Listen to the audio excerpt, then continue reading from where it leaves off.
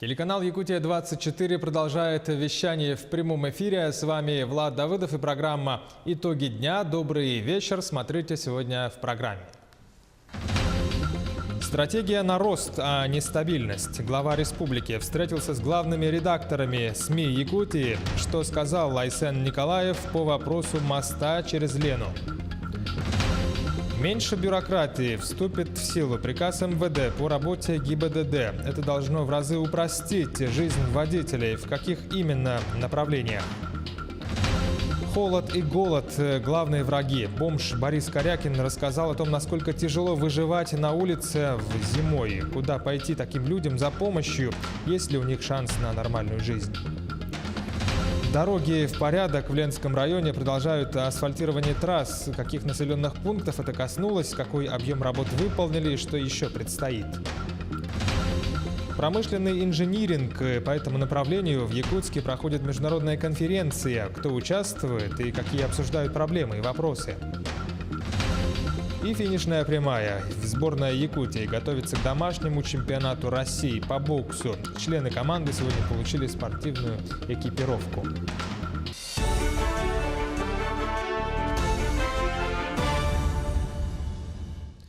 Глава Якутии Айсен Николаев сегодня подписал ряд кадровых указов. Максим Терещенко назначен министром промышленности и геологии. Анатолий Семенов – министром инноваций, цифрового развития и инфокоммуникационных технологий. Александр Тарасов назначен министром транспорта и дорожного хозяйства. И Елена Волкова назначена министром труда и социального развития республики. Стратегия развития республики до 2032 года, строительство моста через Лену, переселение граждан из аварийного жилья. Эти и многие другие вопросы обсудили сегодня на встрече Айсена Николаева с главными редакторами республиканских средств массовой информации. Глава региона сообщил, что принимает предложение по составлению основного документа плана на долгосрочную перспективу социально-экономического развития Якутии. Он отметил, что стратегия должна быть стратегией роста, а не стабильности. Также довольно подробно остановились на теме строительства моста через Лену. Здесь главных редакторов интересовали сроки ввода этого долгожданного сооружения. Ленский мост, он должен стать не путем проезда в город Якутск, так? Это должен стать мост, который соединит на самом деле через 10 лет где-то, так, Иркутск и Магадан. Хочу сказать, что Крымский мост построили за 3 года. Вот. Почему Ленский мост, который построить, на мой взгляд, все-таки никак не сложнее, так, а скорее всего даже более проще его построить. Так? Почему его нельзя построить за примерно сопоставимый срок, я не вижу никаких препятствий. Другой вопрос, что, конечно, здесь мы должны в первую очередь решить построить экономическую и финансовую модель, которая всех удовлетворит. Из аварийного жилья в течение 6 лет переселят 51 тысячу якутян. Это около 1 миллиона квадратных метров жилья. На эти цели из федерального бюджета будет выделено 60 миллиардов рублей. Если первая программа включала условие, что приобретаемое новое жилье должно быть только внутри региона, то при разработке новой программы предусматривается возможность получения квартиры за пределами республики и Дальнего Востока, если того хотят переселенцы. Банк России повышает коэффициент риска по ипотечным кредитам с низким первоначальным взносом до 200% со 150%. Они будут применяться к кредитам, выданным с 1 января 2019 года. Отмечается, что решение об установлении надбавок к коэффициентам риска по этим кредитам принято в рамках нового регулирования Советом директоров ЦБ. Меры направлены на устойчивое развитие ипотечного сегмента. Ранее регулятор сообщал, что с 1 января ипотечные кредиты с первоначальным взносом 10-20% будут взвешиваться с коэффициентом риска 150%, а менее 10% – 200%. Деятельностью банка ТАТ займутся надзорные органы. Временная администрация Якутского банка, которую назначили в связи с отзывом лицензии 5 июля этого года, установила, что должностные лица проводили операции по замене ликвидных активов на неликвидные и по отчуждению недвижимого имущества. Все операции проводили в преддверии отзыва лицензии и наличия у банка проблем с платежеспособностью. Информация о финансовых операциях направлена в Генпрокуратуру, Следственный департамент МВД и Следственный комитет России. К другим темам. На поиски пилота в Момском районе выехали 3 добровольца из села Сосыр. По словам начальника ЕДДС, это охотники, которые хорошо ориентируются в этой местности. В 7 часов вечера по местному времени они вышли на связь, сообщили, что подошли к подножию горы. На месте поиска в Момском районе бушует сейчас пурга. 4-е сутки идет снег. Видимость нулевая. Как сообщили в региональном МЧС, группа добровольцев дальше с подножия горы идет пешим ходом. Эти дни пурга была, но вот сейчас вроде бы как бы снег успокоился немножко. Проясняют, говорят. Завтра с утра посмотрим. Дорог нет, труднодоступных мест, горное место. Погода прояснится, и еще там у нас в Оленстаде 5 человек на вездеходе базируется. И вертолет ждем, что спасательно вылетел отсюда. Арктический межрайонный следственный отдел проводит процессуальную проверку по факту происшествия с участием сотрудников геологической группы «Гранит». 24 сентября оперативная группа службы спасения Якутии вылетела на поиски пропавших в Булунском районе геологов. Поиски вели с применением вертолета Ми-8. 28 сентября в 40 километрах от геологической базы обнаружили живыми 2 геологов. Их 2 товарищей были найдены мертвыми ниже по течению реки. Спасенным геологам медики оказали необходимую помощь, дали рекомендации на дальнейшее лечение. При разговоре уже с теми ребятами, которые остались живы, они пояснили, что выехали с базы они 5 числа. 6 числа они добрались до того места, где утопили. И при переходе речки они утопили вездеход. 2, к сожалению, погибли. Тела мы вытащили и привезли в село Жиганск. А там уже занимаются, значит, следственные органы. По факту загрязнения реки Ирелях Мирнинский следственный отдел возбудил уголовное дело. Сообщение о загрязнении поступило в прокуратуру города еще 19 августа. Напомним, в поселке Алмазный произошел прорыв дамбы номер 7. Из-за этого на русловых перемычках пошел перелив воды, что привело к их размыву, и вода из дражных котлованов поступила в реку Ирелях. 22 августа в отработанных пробах воды установлено превышение предельно допустимой концентрации взвешенных веществ, железа и меди. Установлен факт загрязнения водного объекта реки Ирелях вследствие поступления сточных вод с места прорыва дамбы. В настоящее время следствие устанавливает причины и обстоятельства произошедшего, а также лиц, чьи действия либо бездействия привели к преступлению, совершенному в сфере экологии. Расследование продолжается. Жители прибрежных районов реки Вилюй требуют построить водоочистные сооружения из подземных скважин. Сегодня об этом на встрече с главными редакторами СМИ республики сообщил Айсен Николаев. Глава региона отметил, что это вполне понятно и реально для выполнения. Напомню, что помимо недавнего вышесказанного случая прорыва дамбы на реке Ирелях в Мирнинском районе, произошло еще одно загрязнение реки уже в Алданском районе. На фоне этих последних происшествий первый указ Айсена Николаева на посту главы республики об экологическом благополучии называют очень важным. Какие пункты там указаны и прописаны, в теме подробно разбиралась наш корреспондент Саргалана Захарова. Компания «Нордголд» уже не в первый раз допускает загрязнение реки Эльконки в Алданском районе. После промывочных работ сотрудники не закрыли отстойники. Сточные воды полились в ручей Редерге, который впадает в Элькон. Теперь Минэкологии требует отозвать у компании лицензию. Превышение рыбохозяйственных нормативов, водохозяйственных нормативов превышает в разы. Вот такие предприятия, которые безответственно относятся к водным объектам, не должны проводить работу. 98 тысяч рублей. Таков административный штраф за первый инцидент. Он произошел в августе. Также компания должна возместить ущерб, нанесенный окружающей среде. Согласно указу, который Айсен Николаев подписал в первый же день своего вступления в должность руководителя региона. Экологическое благополучие должно стать приоритетом для всех промышленников. Это понимают и сами недропользователи. В Ленске идет реконструкция резервуарного парка нефтегазовой компании. В его возведении учли самые разные сценарии внештатных ситуаций. Предусмотрена защита от вредных выбросов в воздух, утечек веществ в реку. По нашему предприятию более 4 тонн сорбентов на случай несанкционированных розливов имеется. Также нефтебаза имеет аварийно-спасательную бригаду с полным набором и комплектом оборудования для проведения мероприятий и по береговой линии, да, и внутри нефтебазовой территории.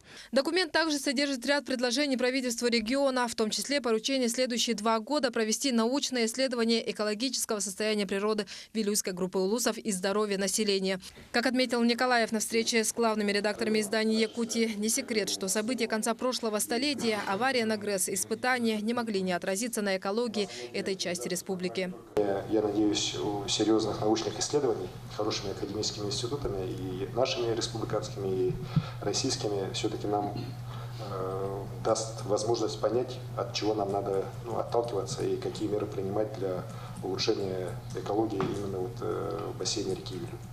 Не остаются в стороне и общественники. Указ поддерживают не только словом, но и делом. 7 октября всех якутян призывают выйти на уборку территорий. В столице планируют убраться на Зеленом луге. Пройдем по нашим дворам, по нашим улицам, по нашим производственным территориям, по берегам наших рек, озеров, для того, чтобы убрать этот хлам, убрать мусор.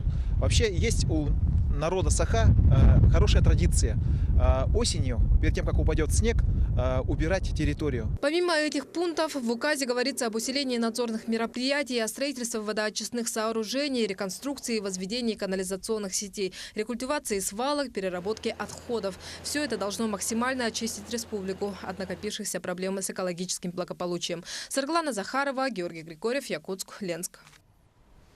Указом главы региона Министерство охраны природы преобразовано в Министерство экологии, природопользования и лесного хозяйства.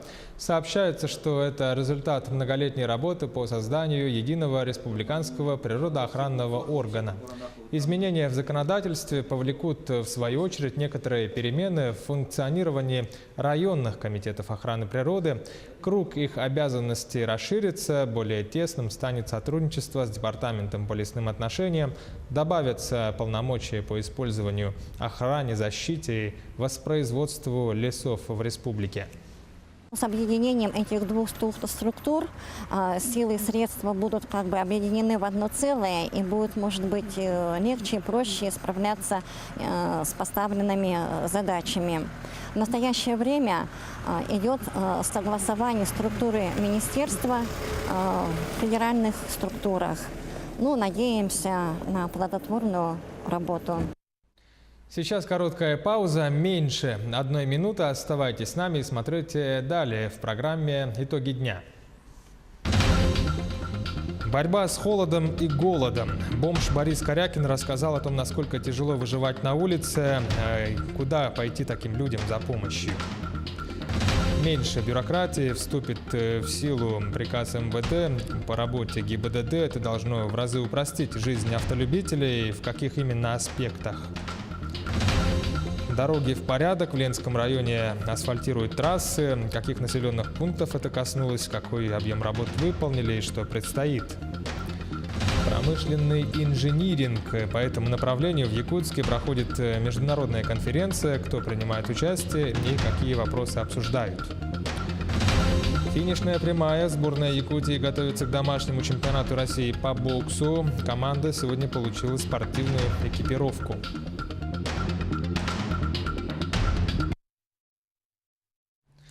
Это Якутия-24. Мы продолжаем вещание в прямом эфире. Это программа «Итоги дня». Влад Давыдов. Выпуск продолжается. В октябре вступит приказ МВД, касающийся работы ГИБДД. Новые правила значительно должны упростить жизнь автомобилистов. В каких именно направлениях, в этом разбиралась Лана Ильина. Евгений Анатольевич, у вас родной двигатель стоит или контрактный стоит? Поменял двигатель и вот хотел стать на учет ГИБДД. Совсем скоро идти в ГИБДД по причине замены двигателя будет не нужно. Согласно новому приказу, который расписан на 27 страницах, вступает в силу несколько изменений. Также коснулось это срока хранения автомобильных госзнаков. Он составит теперь 360 дней, а не 180. Урегулирован спорный момент, когда у автомобиля оказалось несколько собственников. Транспортное средство регистрируется на одного владельца, остальные пишут заявление о согласии в ГИБДД, либо выдают нотариально заверенное согласие. Также новый приказ подразумевает регистрацию автомобиля по временному удостоверению личности. Данным документом закрепляется антикоррупционный механизм выдачи государственных регистрационных знаков, увеличивается срок хранения государственных регистрационных знаков, сданных на хранение подразделений ГИБДД. Также расширен перечень документов для утилизации транспортных средств. Паспорт технического средства будет заменен на электронный. Теперь при регистрации будет выдаваться только такой. Полный переход на электронное ПТС состоится с 1 ноября 2019 года. Упрощение в правила вступит 6 октября 2018 года. Всю информацию можно будет найти также на сайте госуслуг. Лана Ильина, Джулустан Иннокентьев, Якутск. Управление автодороги Вилюй озвучило сроки демонтажа наплавных мостов федеральной автотрассы А331, так через реку Тюкян на 702 километре и реке Малое Батобье на 1151. Срок установлен 8 октября. В зависимости от погодно-климатических условий возможна корректировка в графике. Управление дорог Вилюй просит якутян заблаговременно планировать организацию своих автопереездов. В Ленском районе продолжают асфальтирование дорог. Каких населенных пунктов это коснулось, какой объем работ выполнили на сегодня и что предстоит дальше. С подробностями Анна Кожевникова. В этом году в Ленском районе в Талонском наследии была открыта 24-километровая круглогодичная дорога, которая соединила поселок с населенными пунктами Витим и Пеледуй. Строительством занималось предприятие «Сургутнефтегаз». Новую дорогу жители ждали на протяжении 14 лет. Схема была такова. Население привыкало к лодочным моторам. Наводки по Пеледуйке исполнялись до моста. Как трасса была вечером. И заказывали такси навстречу и выезжали на такси до Витима. Может, до Пеледуя. Вот такая сложная схема была. В городе в этом году заасфальтированы 2 центральные дороги. Улица Дзержинского, работы здесь были проведены буквально за несколько дней. И улица Пролетарская. На этих участках дороги было полностью снято старое асфальтовое покрытие, уложен асфальт в 2 слоя. Благодаря теплым денькам дорожники начали укладывать асфальт по улице Объездная. Отремонтирован участок дороги от административного здания Ленского лесничества до поста ГИБДД. В общей сложности 1300 метров. Асфальт, срок его пользования не истек, то есть смысла снимать его нету, позволяет, его качество позволяет уложить второй слой, который, равнейший слой лежит, второй финишный, начали сейчас ложить. Помимо этого проведен ремонт межселенной трассы Ленск-Печенча, начат ремонт участка дороги между поселками Витим и Пеледуй. В следующем году запланирован ремонт улицы Ленских событий и улицы Победы. Анна Кожевникова, Светлана Болеева, Виталий Андреев, Ленск. Нерюнгринских льготников обеспечили средствами на лекарства после вмешательства главы Якутии. Об этом сообщил главный врач Нерюнгринской центральной районной больницы Ниргун Степанов. Было выделено 2 миллиона рублей из суммы экономии по торгам и 23 миллиона рублей дополнительно с учетом обоснованной заявки. Главврач ЦРБ отметил, что тем, кто приобретал препараты за свой счет, средства возместят, и выразил надежду, что с этого момента выплаты будут производиться своевременно. В Нерюнгринском районе зарегистрировано около 3700 таких льготников. Сегодня 2 октября, день бомжа. Наш корреспондент Александр Зубехин в Якутске поговорил с человеком без определенного места жительства. Бомж Борис Корякин рассказал о том, насколько тяжело в Якутске выживать на улице, бороться с голодом и холодом. Куда пойти таким людям за помощью и поддержкой, есть ли у них шанс на нормальную жизнь? Пальцев нет. Отрезали. Расскажи, что отморозил, да? Отморозил, конечно. Пешком в Житай пришел в декабре месяце. Конечно, отморозишь. Борису 55 лет. Он лицо без определенного места жительства. Официально не имеет собственного жилья. По его словам, в этом виноват близкий родственник. Что сделал дядя, я не знаю. Я пока был в тюряге, он не знает, что сделал. То ли продал, то ли в аренду сдал. Я остался без квартиры. Когда Борис Павлович оказался без дома, он ощутил все тяготы жизни на улице. Зимовать под домом – единственное, что ему оставалось в сложившейся ситуации. Зимой трубы горячие, за это мне не холодно. Я не замерзаю. Одеяло есть, подушки есть, все есть. За это укрываюсь. Вот одна проблема – это деньги заработать, чтобы курить, покушать, что-то купить. Второе время дело холод. Холодно, куда деваться? Подъезд все закрыты. А в основном холод, голод. Здесь я сижу, собираю копейку. Это чтобы можно было купить, что-то покушать, сигарету купить, и так далее. Помощь от добрых людей – это пока единственный источник дохода, поскольку инвалиду в пожилом возрасте найти работу нелегко. Куда работать? Меня куда? Кто куда возьмет? Я же инвалид, мне куда что? Кому и нужно? В Якутске есть организации, которые помогают таким людям, как Борис. Они дают им и кров, и еду. Мы побывали на одной из них. Притом это единственное государственное учреждение, где оказывают помощь лицам без определенного места жительства. С 2015 года учреждение стало стационарного типа с круглосуточным пребыванием людей на 80 койко-мест. При наличии свободных мест принимаем всех желающих, которые именно относятся к этой категории, и на срок до полугода.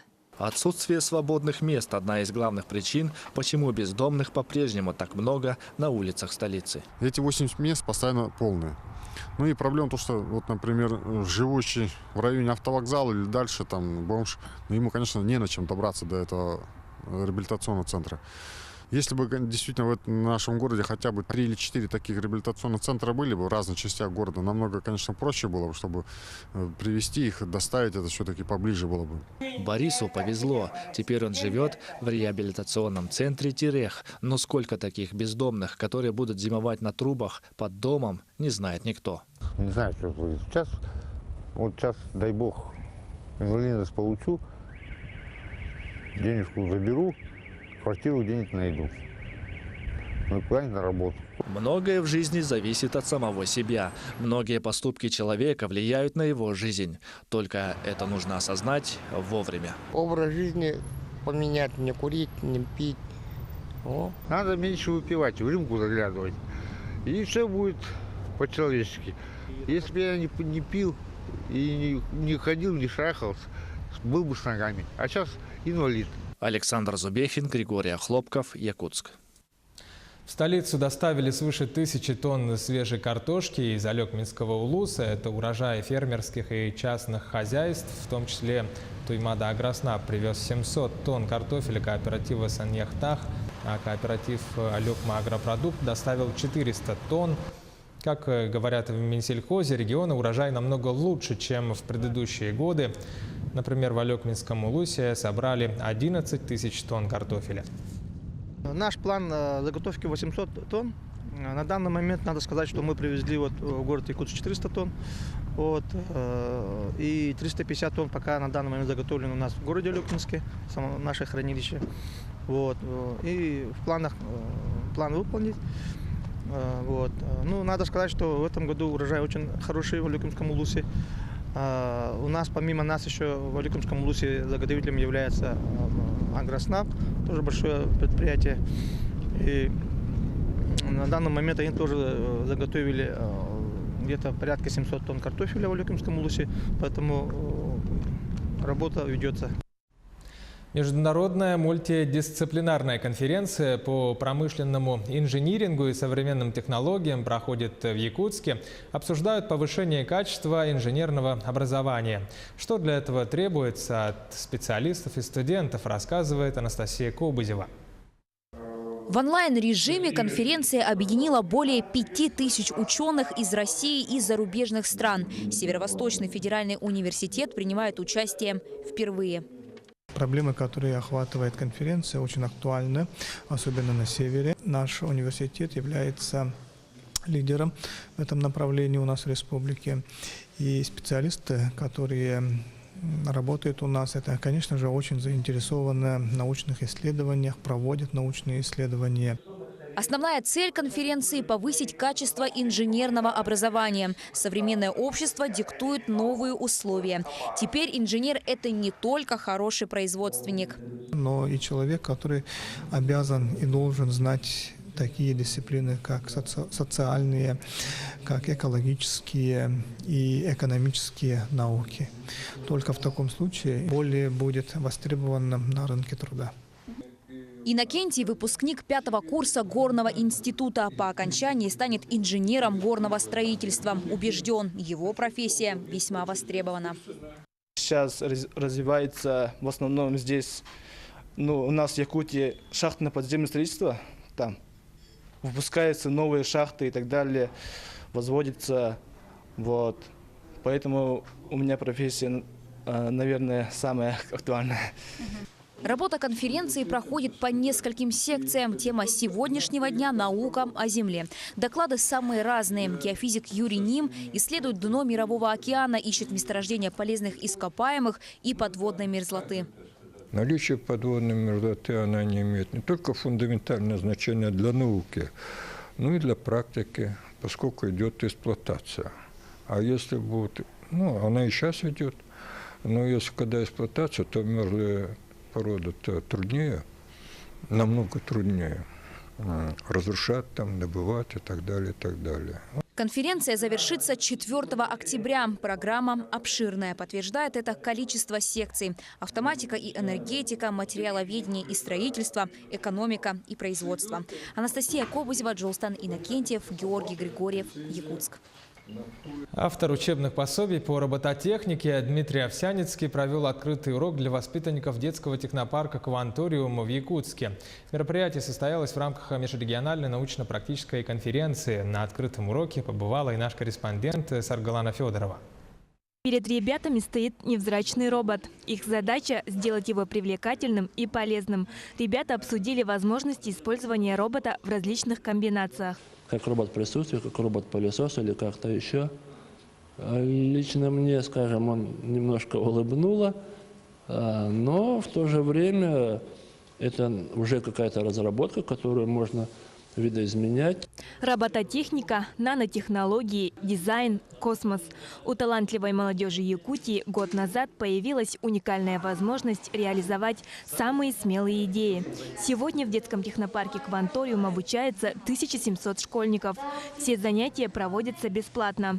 Любой желающий может прийти и выбрать «Квантум». Всего их 9. Стараемся, чтобы наши дети понимали, что такое национальная культура. Проект есть с национальной культурой нашей, связан с нашей республикой, региональным компонентом, потому что мы живем в таком регионе, где и очень холодно экстремально, и очень жарко экстремально. Собрать беспилотный летательный аппарат для воспитанников аэроквантума – это обычное дело. Ребята учатся программировать беспилотники для автономных полетов. Приобретенные навыки они уже применяют в конкурсах российского масштаба. Это Phantom 4 Pro. Он создан для того, чтобы обычно снимать и кинуть видео и так далее. У него стоит очень хорошая камера, вокруг датчики, чтобы не врезаться ни в какое препятствие. Я должен в Москву 9 числа улетать. Клевер 3 мы будем учиться программировать. Там надо будет собрать и программу написать. А вот напрямую аккумулировать, сохранять и использовать солнечную энергию учатся воспитанники Energy Quantum. Они изучают все, что связано с альтернативными источниками энергии. Сейчас ребята работают с автомобилем будущего на гибридном двигателе. Машина ездит не на бензине, а на водородном топливе и аккумуляторе. На эту машину можно посадить еще больше водородных баллонов, и есть несколько батарей, которые различаются емкостью. Также эта машина может ехать на других источниках энергии, такие как солнечные панели или ветрогенераторы. В следующем году в Кванториуме появятся новые направления. Они будут связаны с биоквантумом или же с промышленным дизайном. Далее перед Министерством образования республики стоит задача об открытии детских мобильных технопарков «Кванториум» в районах. Саргалана Федорова, Евгений Новгородов, Якутск. Сборная Якутии готовится к чемпионату России по боксу. До старта этого турнира осталось меньше 2 недель. Напомню, престижные соревнования пройдут у нас в Якутске. Сегодня стал известен окончательный состав якутской сборной. Республику представят 16 спортсменов. Члены команды сегодня получили спортивную экипировку. Репортаж Саргаланы Захаровой. Волнительный момент. Экипировка всегда имела большое значение для спортсменов. Все команды, сборные команды должны иметь форму единую.